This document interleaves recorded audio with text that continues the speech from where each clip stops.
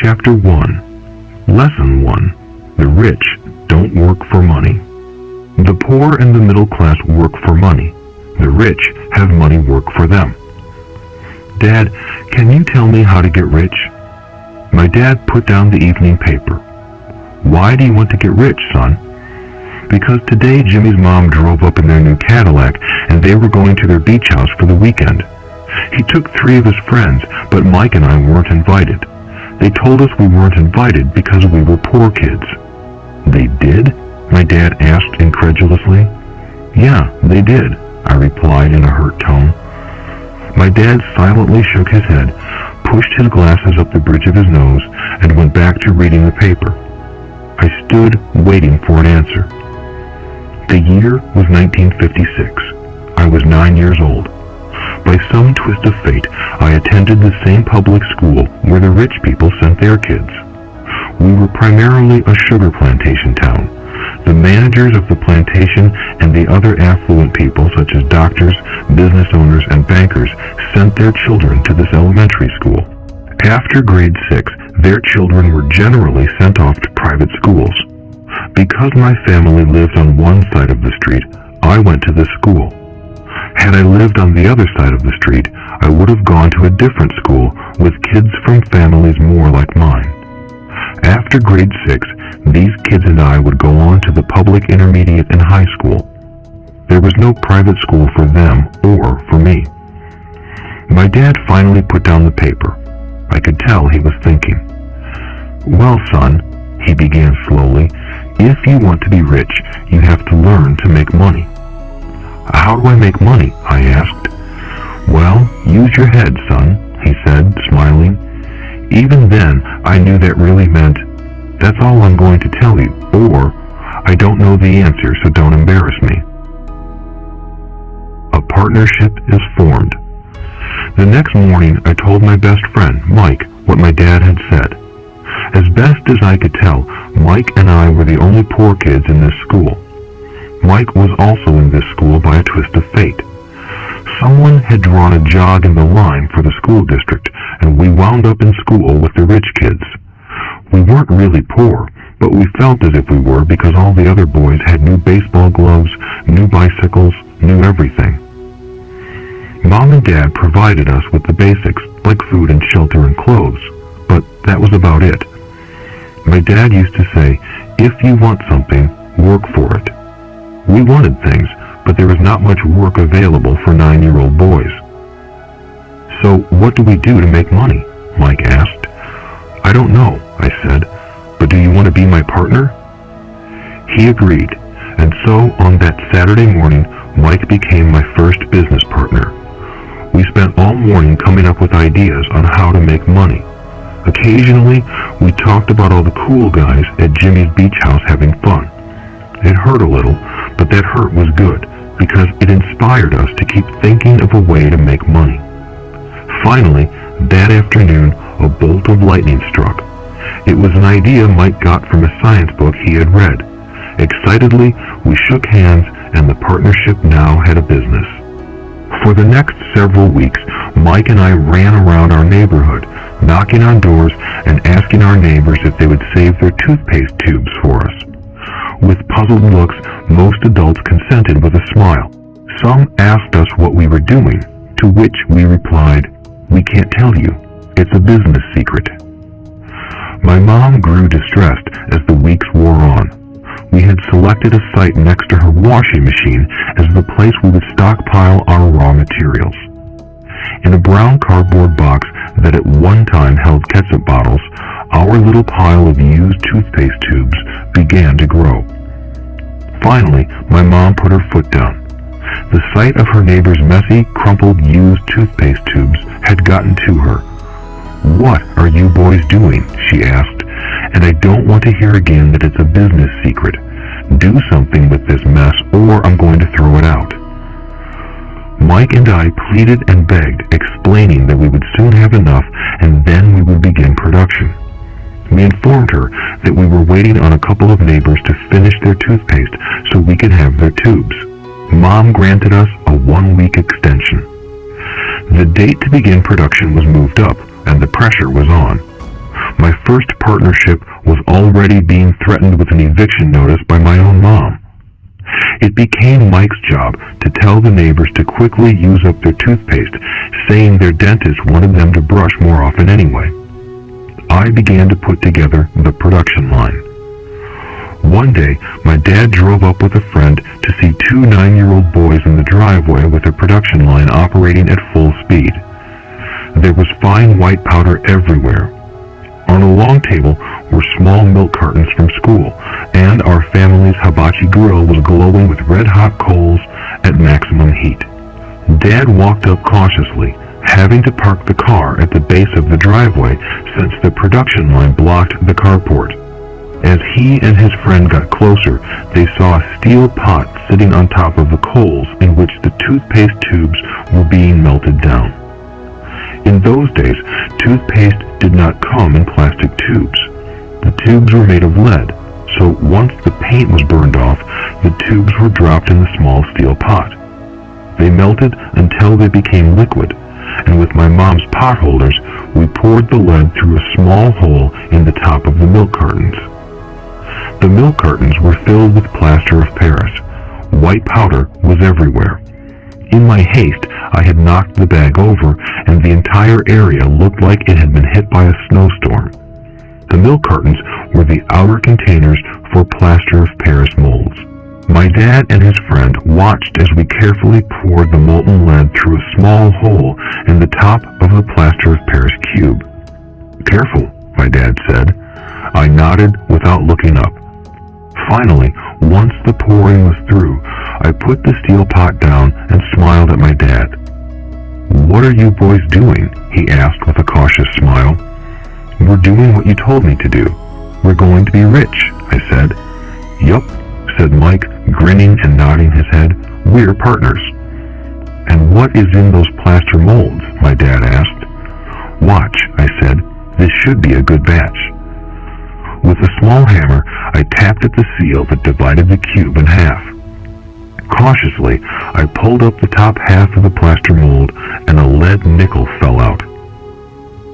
"Oh my God," my dad said, "you're casting nickels out of lead." "That's right," Mike said. "We're doing as you told us to do. We're making money." My dad's friend turned and burst into laughter. My dad smiled and shook his head. Along with a fire and a box of spent toothpaste tubes, in front of him were two little boys covered with white dust, smiling from ear to ear. He asked us to put everything down and sit with him on the front step of our house. With a smile, he gently explained what the word counterfeiting meant. Our dreams were dashed. "You mean this is illegal?" asked Mike in a quivering voice. "Let them go," my dad's friend said. "They might be developing a natural talent." My dad glared at him. "Yes, it is illegal," my dad said gently, "but you boys have shown great creativity and original thought. Keep going. I'm really proud of you." Disappointed, Mike and I sat in silence for about 20 minutes before we began cleaning up our mess. The business was over on opening day. Sweeping the powder up, I looked at Mike and said, "I guess Jimmy and his friends are right. We are poor." My father was just leaving as I said that. "Boys," he said, "you're only poor if you give up. The most important thing is that you did something. Most people only talk and dream of getting rich. You've done something. I'm very proud of the two of you. I will say it again. Keep going. Don't quit." Mike and I stood there in silence. They were nice words, but we still did not know what to do. "So how come you're not rich, Dad?" I asked. "Because I chose to be a school teacher. School teachers really don't think about being rich. We just like to teach. I wish I could help you, but I really don't know how to make money." Mike and I turned and continued our cleanup. "I know," said my dad. "If you boys want to learn how to be rich, don't ask me. Talk to your dad, Mike." "My dad?" asked Mike with a scrunched up face. "Yeah, your dad," repeated my dad with a smile. "Your dad and I have the same banker, and he raves about your father. He's told me several times that your father is brilliant when it comes to making money." "My dad?" Mike asked again in disbelief. "Then how come we don't have a nice car and a nice house like the rich kids at school?" "A nice car and a nice house don't necessarily mean you're rich or you know how to make money," my dad replied. "Jimmy's dad works for the sugar plantation. He's not much different from me. He works for a company and I work for the government. The company buys the car for him. The sugar company is in financial trouble and Jimmy's dad may soon have nothing. Your dad is different, Mike. He seems to be building an empire, and I suspect in a few years he will be a very rich man." With that, Mike and I got excited again. With new vigor, we began cleaning up the mess caused by our now defunct first business. As we were cleaning, we made plans for how and when to talk to Mike's dad. The problem was that Mike's dad worked long hours and often did not come home until late. His father owned warehouses, a construction company, a chain of stores, and 3 restaurants. It was the restaurants that kept him out late. Mike caught the bus home after we had finished cleaning up. He was going to talk to his dad when he got home that night and ask him if he would teach us how to become rich. Mike promised to call as soon as he had talked to his dad, even if it was late. The phone rang at 8:30 p.m. "Okay," I said, "next Saturday." I put the phone down. Mike's dad had agreed to meet with us. On Saturday, I caught the 7:30 a.m. bus to the poor side of town. The lessons begin. Mike and I met with his dad that morning at 8 o'clock. He was already busy, having been at work for more than an hour. His construction supervisor was just leaving in his pickup truck as I walked up to his simple, small, and tidy home. Mike met me at the door. "Dad's on the phone, and he said to wait on the back porch," Mike said as he opened the door. The old wooden floor creaked as I stepped across the threshold of the aging house. There was a cheap mat just inside the door. The mat was there to hide the years of wear from countless footsteps that the floor had supported. Although clean, it needed to be replaced. I felt claustrophobic as I entered the narrow living room that was filled with old, musty, overstuffed furniture that today would be collector's items. Sitting on the couch were 2 women, both a little older than my mom. Across from the women sat a man in workman's clothes. He wore khaki slacks and a khaki shirt, neatly pressed but without starch, and polished work boots. He was about 10 years older than my dad. They smiled as Mike and I walked past them toward the back porch. I smiled back shyly. "Who are those people?" I asked. "Oh, they work for my dad. The older man runs his warehouses, and the women are the managers of the restaurants. And as you arrived, you saw the construction supervisor who was working on a road project about 50 miles from here. His other supervisor, who was building a track of houses, left before you got here." "Does this go on all the time?" I asked. "Not always, but quite often," said Mike, smiling as he pulled up a chair to sit down next to me. "I asked my dad if he would teach us to make money," Mike said. "Oh, and what did he say to that?" I asked with cautious curiosity. "Well, he had a funny look on his face at first, and then he said he would make us an offer." "Oh," I said, rocking my chair back against the wall. I sat there, perched on 2 rear legs of the chair. Mike did the same thing. "Do you know what the offer is?" I asked. "No, but we'll soon find out." Suddenly, Mike's dad burst through the rickety screen door and onto the porch. Mike and I jumped to our feet, not out of respect, but because we were startled. "Ready, boys?" he asked as he pulled up a chair to sit down with us. We nodded our heads as we pulled our chairs away from the wall to sit in front of him. He was a big man, about 6 feet tall and 200 pounds. My dad was taller, about the same weight, and 5 years older than Mike's dad.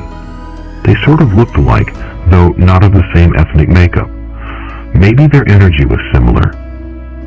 "Mike says you want to learn to make money. Is that correct, Robert?" I nodded my head quickly, but with a little trepidation. He had a lot of power behind his words and smile.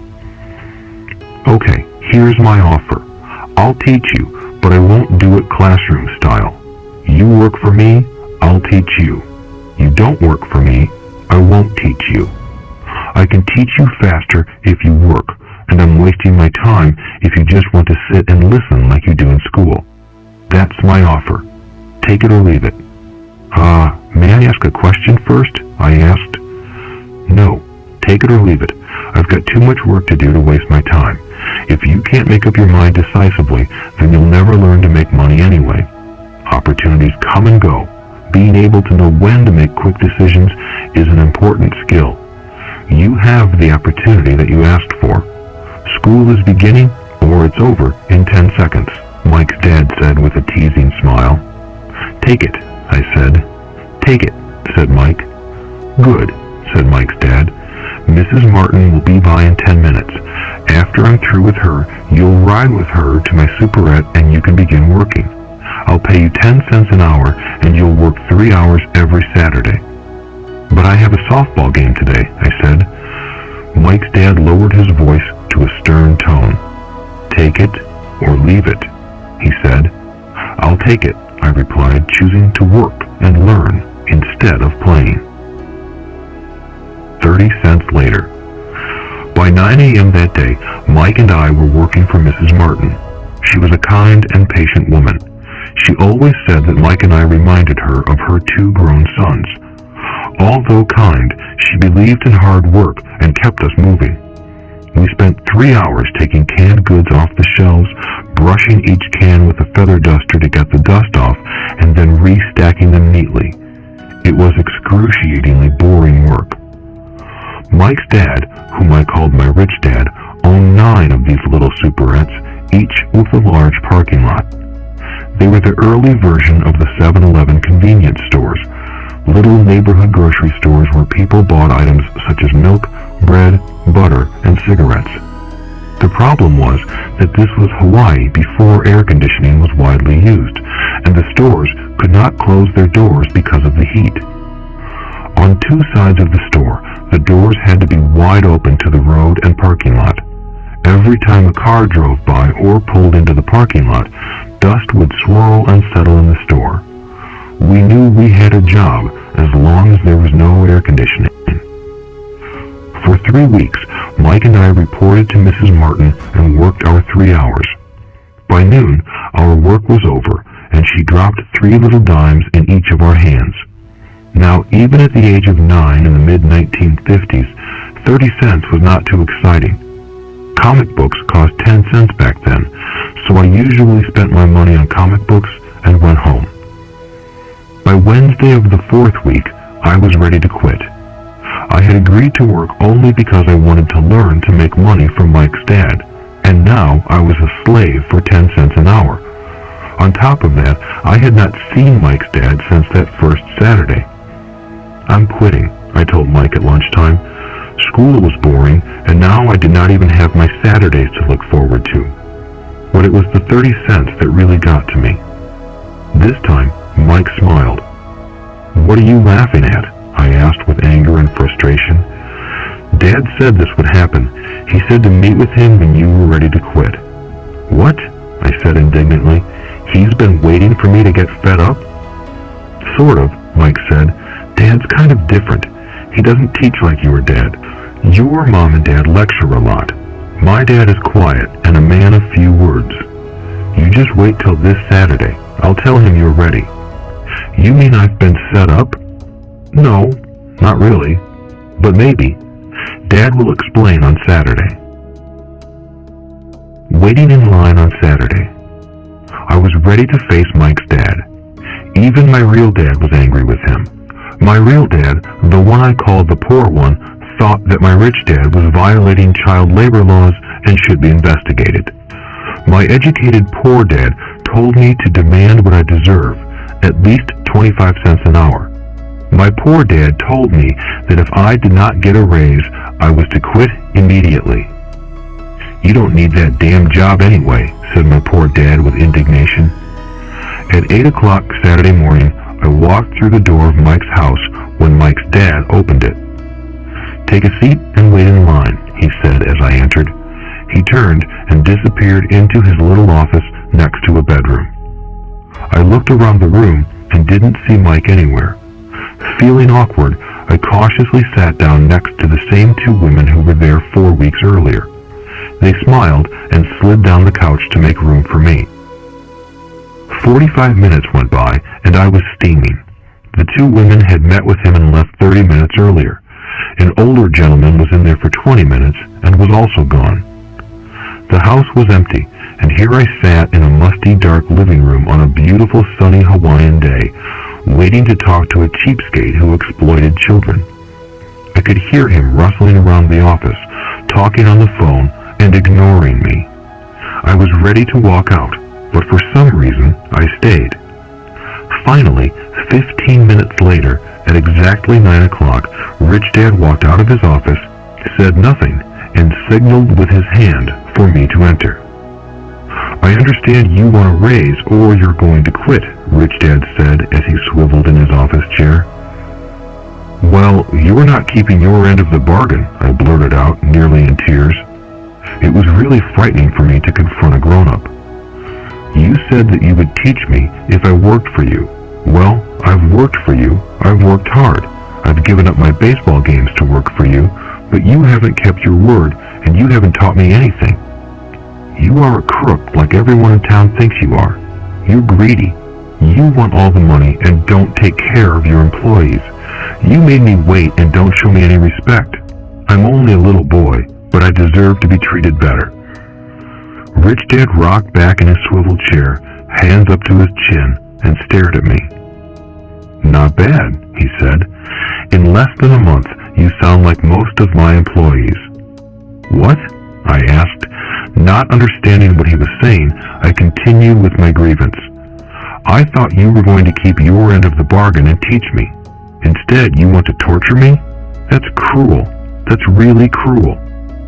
"I am teaching you," Rich Dad said quietly. "What have you taught me?" "Nothing," I said angrily. "You haven't even talked to me once since I agreed to work for peanuts. 10 cents an hour. Ha! I should notify the government about you. We have child labor laws, you know. My dad works for the government, you know." "Wow," said Rich Dad. "Now you sound just like most of the people who used to work for me. People I've either fired or who have quit."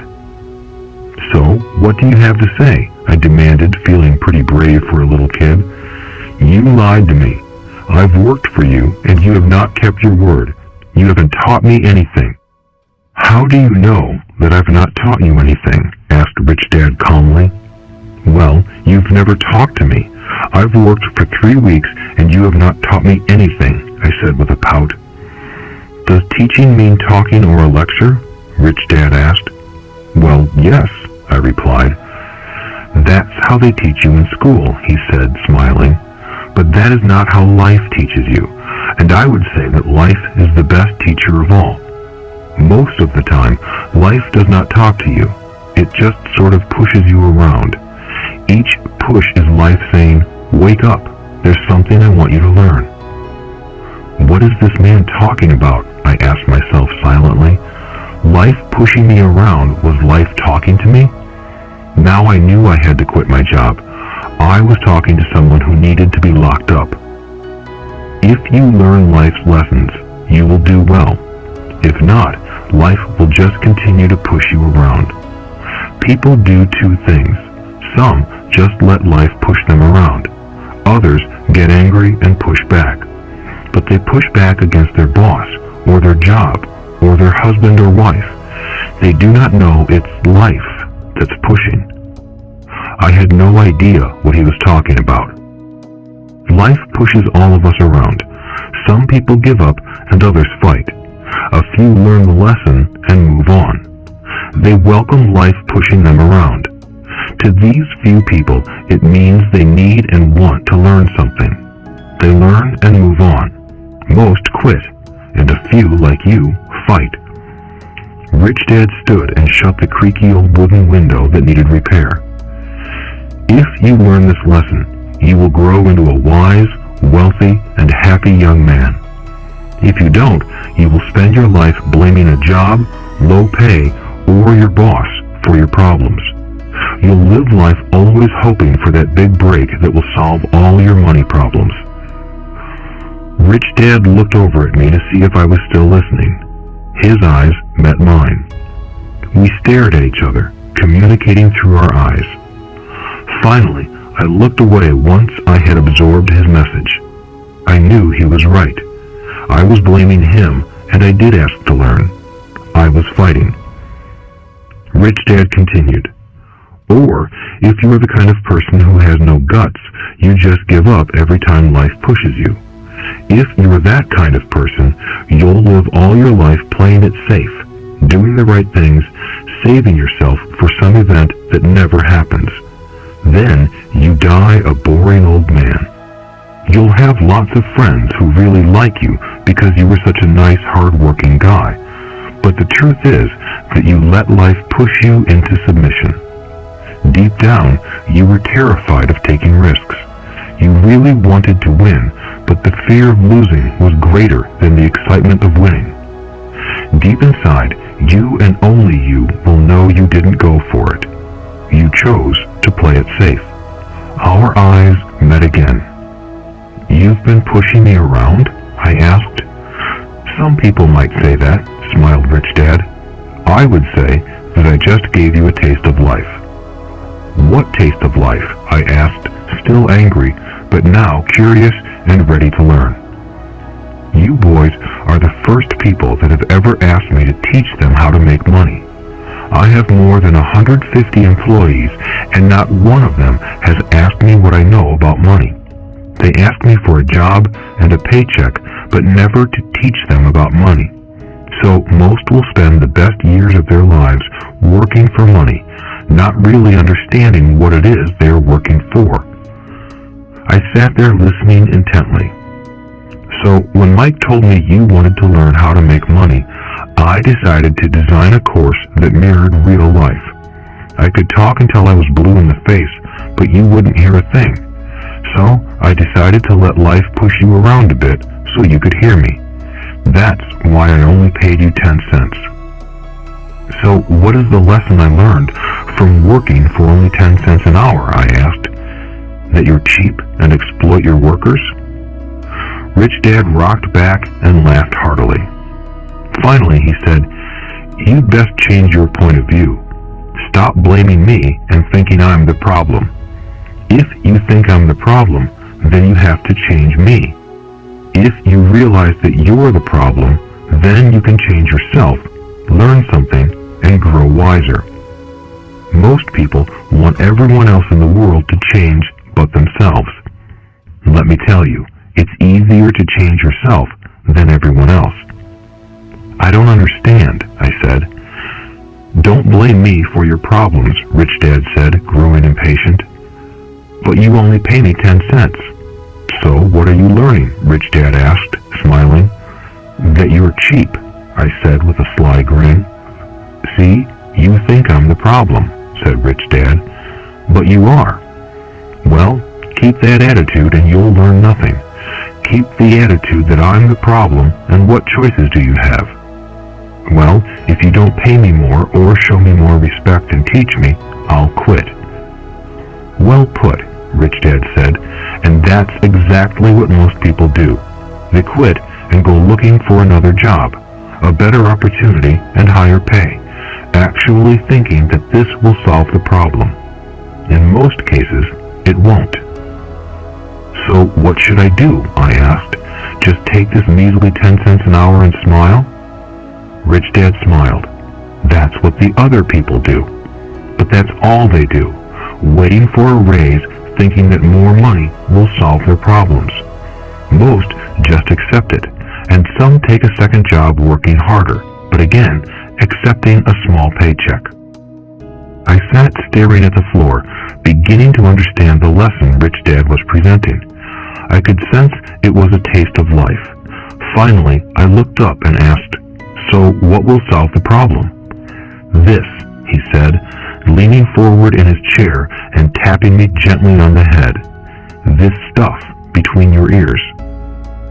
It was at that moment that Rich Dad shared the pivotal point of view that separated him from his employees and my poor dad, and led him to eventually become one of the richest men in Hawaii, while my highly educated but poor dad struggled financially all his life. It was a singular point of view that made all the difference over a lifetime. Rich Dad said this point of view over and over, which I call lesson number 1. The poor and the middle class work for money. The rich have money work for them. On that bright Saturday morning, I learned a completely different point of view from what I had been taught by my poor dad.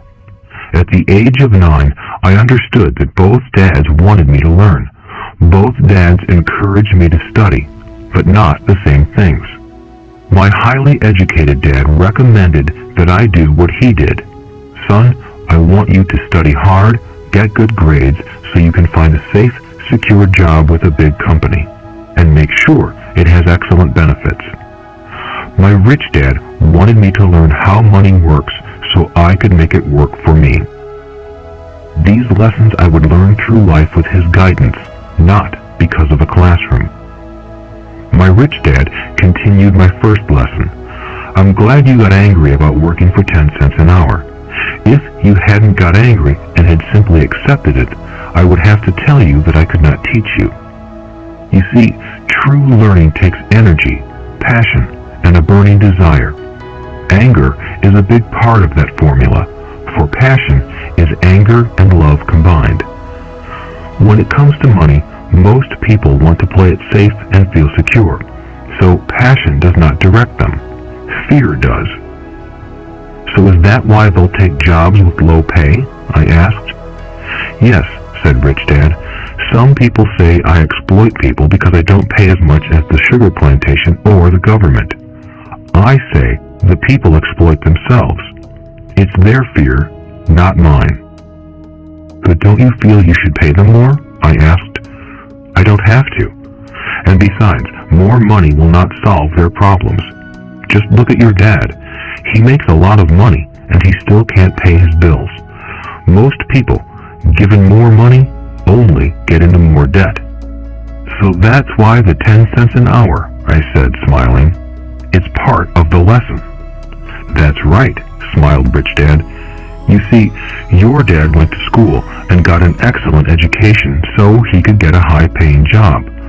But he still has money problems because he never learned anything about money in school. On top of that, he believes in working for money. And you don't? I asked. No, not really, said Rich Dad. If you want to learn to work for money, then stay in school. That is a great place to learn to do that. But if you want to learn how to have money work for you, then I will teach you that. But only if you want to learn. Wouldn't everyone want to learn that? I asked. No, said Rich Dad, simply because it's easier to learn to work for money, especially if fear is your primary emotion when the subject of money is discussed. I don't understand, I said with a frown. Don't worry about that for now. Just know that it's fear that keeps most people working at a job. The fear of not paying their bills, the fear of being fired, the fear of not having enough money, and the fear of starting over. That's the price of studying to learn a profession or trade and then working for money. Most people become a slave to money and then get angry at their boss. Learning to have money work for you is a completely different course of study? I asked. Absolutely, Rich Dad answered. Absolutely. We sat in the silence on that beautiful Hawaiian Saturday morning. My friends had just started their Little League baseball game, but for some reason I was now thankful I had decided to work for 10 cents an hour. I sensed that I was about to learn something my friends wouldn't learn in school. Ready to learn? Asked Rich Dad. Absolutely, I said with a grin. I have kept my promise. I've been teaching you from afar, my rich dad said. At 9 years old, you've gotten a taste of what it feels like to work for money. Just multiply your last month by 50 years, and you will have an idea of what most people spend their life doing. I don't understand, I said. How did you feel waiting in line to see me, once to get hired and once to ask for more money? Terrible, I said. If you choose to work for money, that is what life will be like, said Rich Dad. And how did you feel when Mrs. Martin dropped 3 dimes in your hand for 3 hours of work? I felt like it wasn't enough. It seemed like nothing. I was disappointed, I said. And that is how most employees feel when they look at their paychecks, especially after all the tax and other deductions are taken out. At least you got 100%. You mean most workers don't get paid everything? I asked with amazement. Heavens no, said Rich Dad. The government always takes its share first. How do they do that? I asked. Taxes, said Rich Dad. You're taxed when you earn. You're taxed when you spend. You're taxed when you save. You're taxed when you die. Why do people let the government do that to them? The rich don't, said Rich Dad with a smile. The poor and the middle class do. I'll bet you that I earn more than your dad, yet he pays more in taxes. How can that be? I asked. At my age, that made no sense to me. Why would someone let the government do that to them? Rich Dad rocked slowly and silently in his chair, just looking at me. Ready to learn? He asked. I nodded my head slowly. As I said, there is a lot to learn. Learning how to have money work for you is a lifetime study. Most people go to college for 4 years and their education ends. I already know that my study of money will continue over my lifetime, simply because the more I find out, the more I need to know. Most people never study the subject. They go to work, get their paycheck, balance their checkbooks, and that's it. Then they wonder why they have money problems. They think that more money will solve the problem, and don't realize that it's their lack of financial education that is the problem. So my dad has tax problems because he doesn't understand money? I asked, confused. Look, said Rich Dad, taxes are just one small section on learning how to have money work for you. Today, I just wanted to find out if you still have the passion to learn about money. Most people don't. They want to go to school, learn a profession, have fun at their work, and earn lots of money. One day they wake up with big money problems, and then they can't stop working. That's the price of only knowing how to work for money instead of studying how to have money work for you. So, do you still have the passion to learn? Asked Rich Dad. I nodded my head. Good, said Rich Dad. Now get back to work. This time, I will pay you nothing. What? I asked in amazement. You heard me. Nothing. You will work the same 3 hours every Saturday, but this time you will not be paid 10 cents per hour. You said you wanted to learn to not work for money, so I'm not going to pay you anything. I couldn't believe what I was hearing. I've already had this conversation with Mike, and he's already working, dusting and stacking canned goods for free. You better hurry and get back there. That's not fair, I shouted.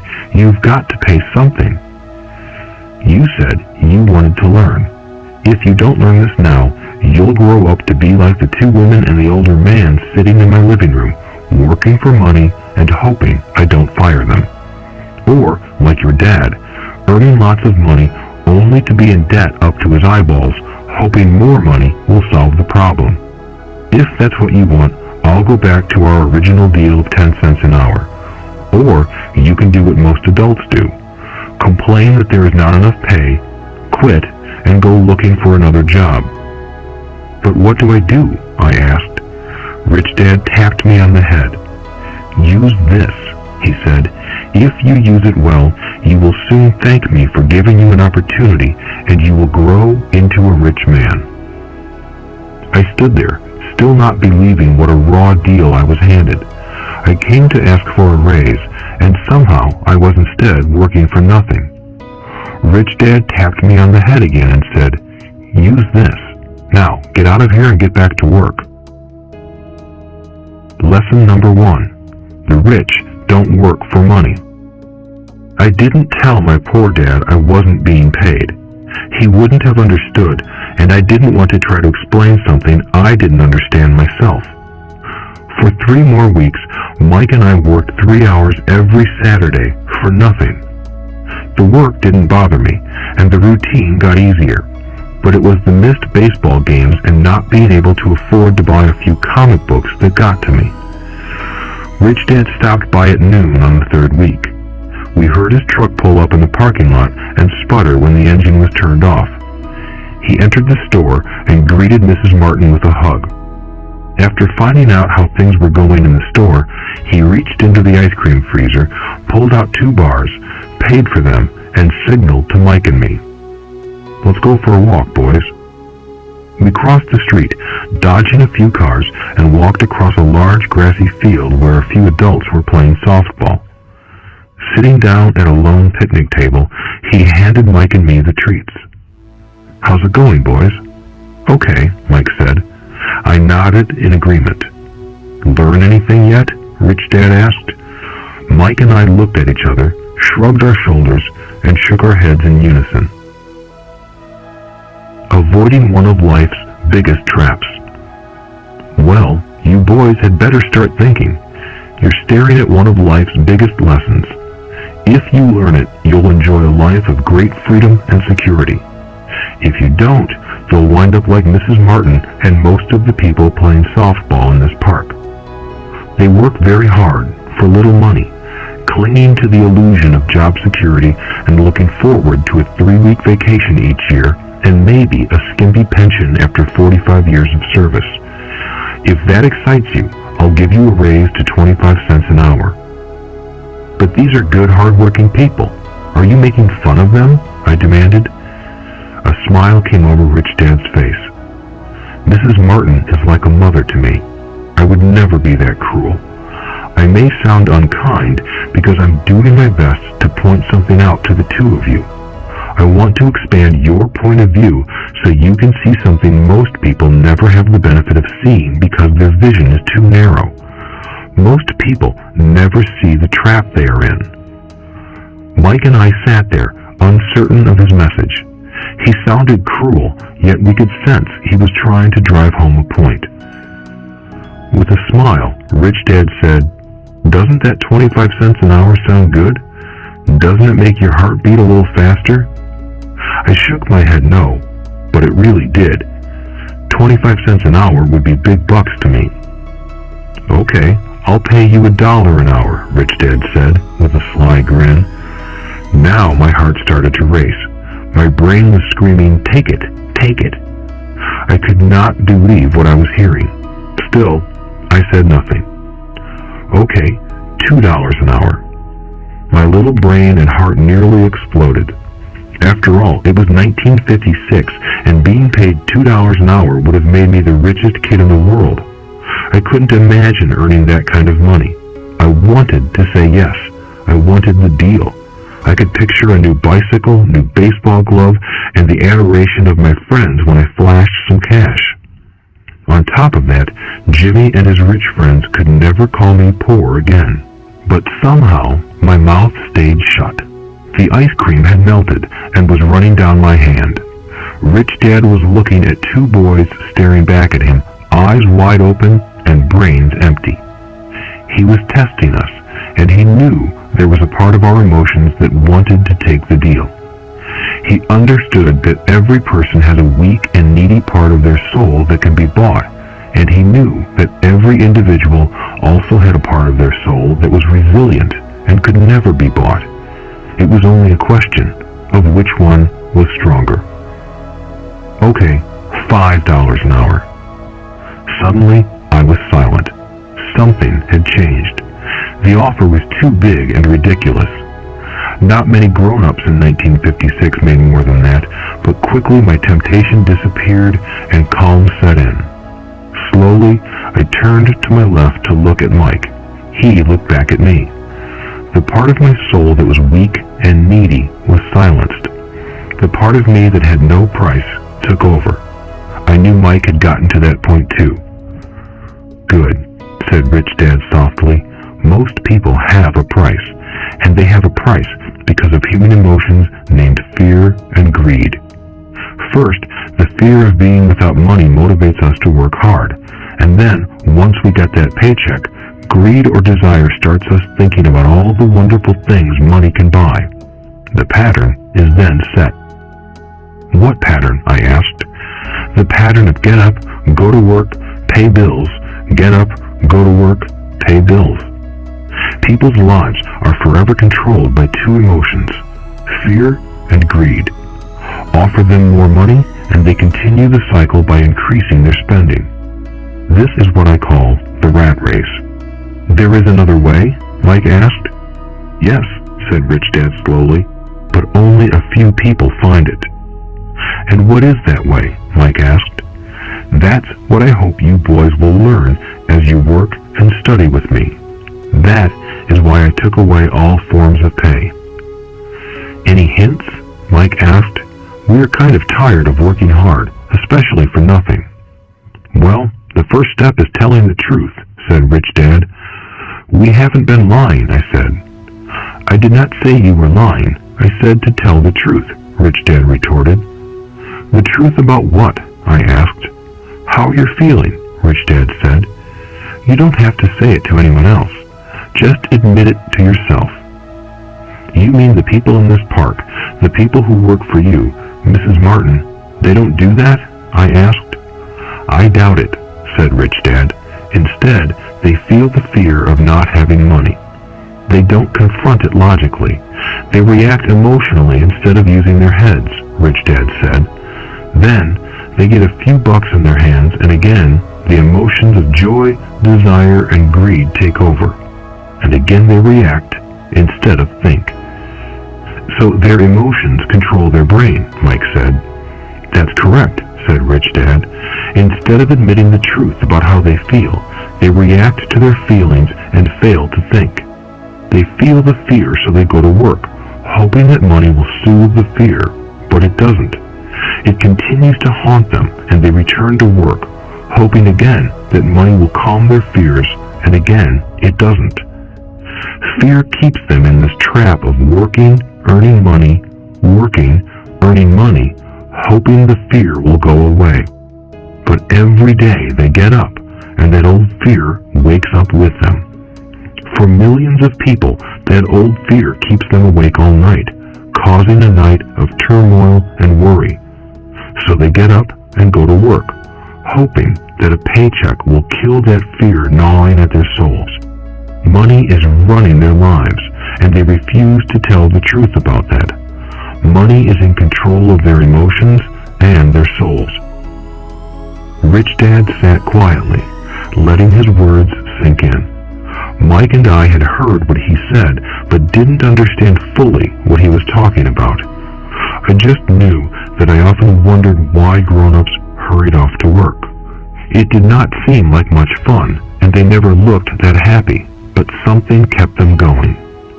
Realizing we had absorbed as much as possible of what he was talking about, Rich Dad said, I want you boys to avoid that trap. That is really what I want to teach you. Not just to be rich, because being rich does not solve the problem. It doesn't? I asked, surprised. No, it doesn't. Let me explain the other emotion, desire. Some call it greed, but I prefer desire. It's perfectly normal to desire something better, prettier, more fun, or exciting. So people also work for money because of desire. They desire money for the joy they think it can buy. But the joy that money brings is often short-lived, and they soon need more money for more joy, more pleasure, more comfort, and more security. So they keep working, thinking money will soothe their souls that are troubled by fear and desire. But money can't do that. Even rich people do this? Mike asked.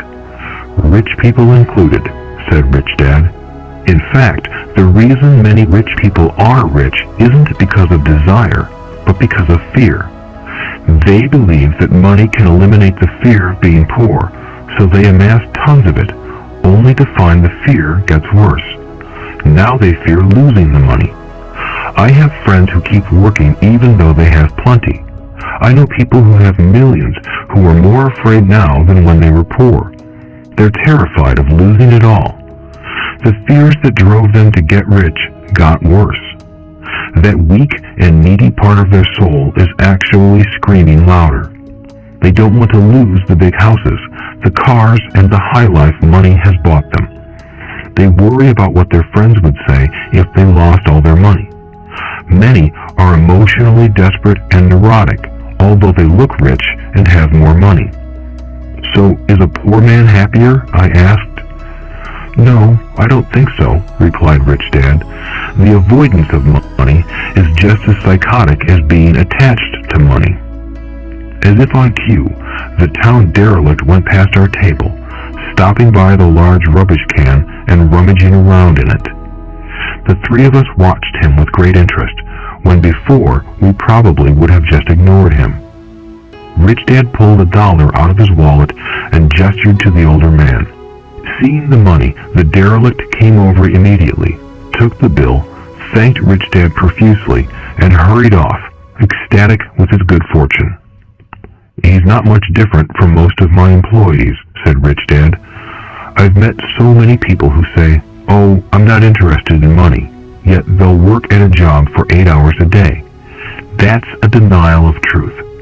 If they weren't interested in money, then why are they working? That kind of thinking is probably more psychotic than a person who hoards money. As I sat there listening to my Rich Dad, my mind flashed back to the countless times my own dad said, I'm not interested in money. He said those words often. He also covered himself by always saying, I work because I love my job. So, what do we do? I asked. Not work for money until all traces of fear and greed are gone? No, that would be a waste of time, said Rich Dad. Emotions are what make us human. The word emotion stands for energy in motion.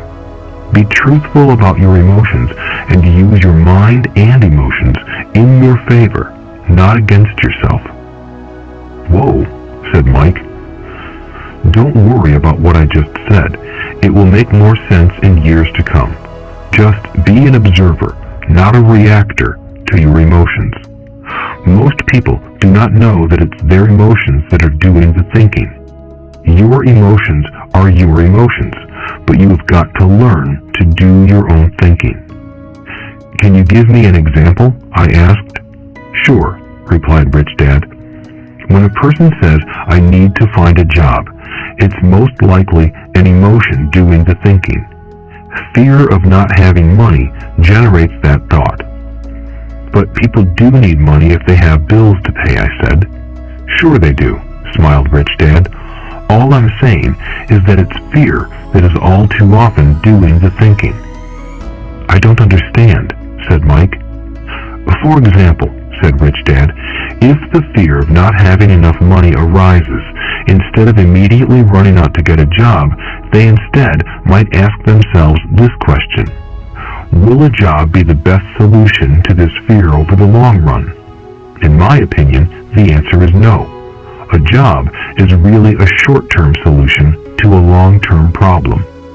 But my dad is always saying, stay in school and get good grades so you can find a safe, secure job, I interjected, somewhat confused. Yes, I understand he says that, said Rich Dad, smiling. Most people recommend that, and it's a good path for most people. But people make that recommendation primarily out of fear. You mean my dad says that because he's afraid? Yes, said Rich Dad. He's terrified that you won't earn enough money and won't fit into society. Don't get me wrong, he loves you and wants the best for you. I too believe an education and a job are important, but it won't handle the fear. You see, that same fear that makes him get up in the morning to earn a few bucks is the fear that is causing him to be so fanatical about your going to school. So what do you recommend? I asked. I want to teach you to master the power of money instead of being afraid of it. They don't teach that in school, and if you don't learn it, you become a slave to money. It was finally making sense. He wanted us to widen our views and to see what the Mrs. Martins of this world couldn't see. He used examples that sounded cruel at the time, but I've never forgotten them. My vision widened that day, and I began to see the trap that lay ahead for most people. You see, we're all employees ultimately. We just work at different levels, said Rich Dad. I just want you boys to have a chance to avoid the trap caused by those two emotions, fear and desire. Use them in your favor, not against you. That's what I want to teach you. I'm not interested in just teaching you to make a pile of money. That won't handle the fear or desire. If you don't first handle fear and desire, and you get rich, you'll only be a highly paid slave. So how do we avoid the trap? I asked. The main cause of poverty or financial struggle is fear and ignorance, not the economy or the government or the rich. It's self-inflicted fear and ignorance that keep people trapped. So you boys go to school and get your college degrees, and I'll teach you how to stay out of the trap. The pieces of the puzzle were appearing. My highly educated dad had a great education and a great career, but school never told him how to handle money or his fear of it. It became clear that I could learn different and important things from two fathers. So you've been talking about the fear of not having money. How does the desire for money affect our thinking? Mike asked. How did you feel when I tempted you with a pay raise? Did you notice your desires rising? We nodded our heads. By not giving in to your emotions, you were able to delay your reactions and think. That is important. We will always have emotions of fear and greed. From here on in, it's imperative for you to use those emotions to your advantage, and for the long term to not let your emotions control your thinking. Most people use fear and greed against themselves. That's the start of ignorance. Most people live their lives chasing paychecks, pay raises, and job security because of the emotions of desire and fear, not really questioning where those emotion-driven thoughts are leading them. It's just like the picture of a donkey dragging a cart with its owner dangling a carrot just in front of its nose. The donkey's owner may be going where he wants to, but the donkey is chasing an illusion. Tomorrow, there will only be another carrot for the donkey. You mean the moment I pictured a new baseball glove, candy, and toys, that's like a carrot to a donkey? Mike asked. Yes, and as you get older, your toys get more expensive. A new car, a boat, and a big house to impress your friends, said Rich Dad with a smile. Fear pushes you out the door, and desire calls to you. That's the trap. So what's the answer? Mike asked. What intensifies fear and desire is ignorance. That is why rich people with lots of money often have more fear the richer they get. Money is the carrot, the illusion. If the donkey could see the whole picture, it might rethink its choice to chase the carrot. Rich Dad went on to explain that a human's life is a struggle between ignorance and illumination. He explained that once a person stops searching for information and self-knowledge, ignorance sets in. That struggle is a moment-to-moment decision to learn to open or close one's mind. Look, school is very important. You go to school to learn a skill or profession to become a contributing member of society. Every culture needs teachers, doctors, mechanics, artists, cooks, business people, police officers, firefighters, and soldiers. Schools train them so society can thrive and flourish, said Rich Dad. Unfortunately, for many people, school is the end, not the beginning. There was a long silence. Rich Dad was smiling. I didn't comprehend everything he said that day, but as with most great teachers, his words continued to teach for years. I've been a little cruel today, said Rich Dad, but I want you to always remember this talk. I want you to always think of Mrs. Martin. And I want you always to remember that donkey. Never forget that fear and desire can lead you into life's biggest trap if you're not aware of them controlling your thinking. To spend your life living in fear, never exploring your dreams, is cruel. To work hard for money, thinking that it will buy you things that will make you happy, is also cruel. To wake up in the middle of the night terrified about paying bills is a horrible way to live. To live a life dictated by the size of a paycheck is not really living a life. Thinking that a job makes you secure is lying to yourself. That's cruel, and that's the trap I want you to avoid. I've seen how money runs people's lives. Don't let that happen to you. Please, don't let money run your life. A softball rolled under our table. Rich Dad picked it up and threw it back. So what does ignorance have to do with greed and fear? I asked. Because it is ignorance about money that causes so much greed and fear, said Rich Dad. Let me give you some examples. A doctor, wanting more money to better provide for his family, raises his fees. By raising his fees, it makes healthcare more expensive for everyone. It hurts the poor people the most, so they have worse health than those with money. Because the doctors raise their fees, the attorneys raise their fees. Because the attorneys' fees have gone